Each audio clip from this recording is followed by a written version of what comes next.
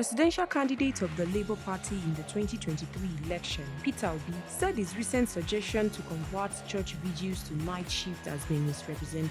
The former Anambra State governor came under heavy criticism following his interview on the Honest Bunch podcast released on Saturday. While emphasizing that Nigeria suffers from poverty and is unproductive as a result of two factors, politics and religion, Obi argued that too much time was being spent attending church services from Monday to Friday. A very unproductive society. That's why the only thing that is attractive is politics and church. You need to dismantle it. And we're going to turn night vigil into night shift so people can be productive.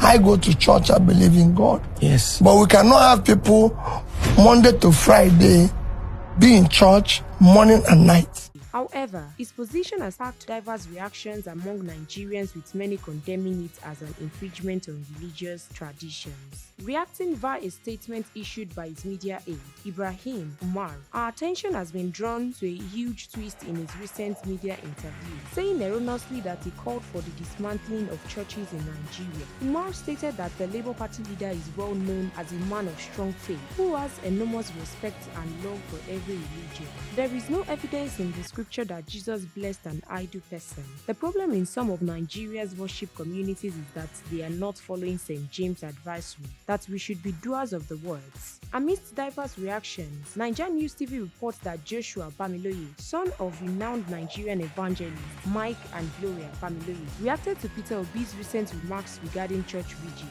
He pointed out that several countries with strong religious practices are still productive and economically stable. Bamiloye countered the former Anambra State governor's statement, saying a country can be actively religious and prosperous. It is not one or the other. Let's face the real problem. Stay informed for real-time updates, breaking news, and exclusive videos from NaijaNews TV.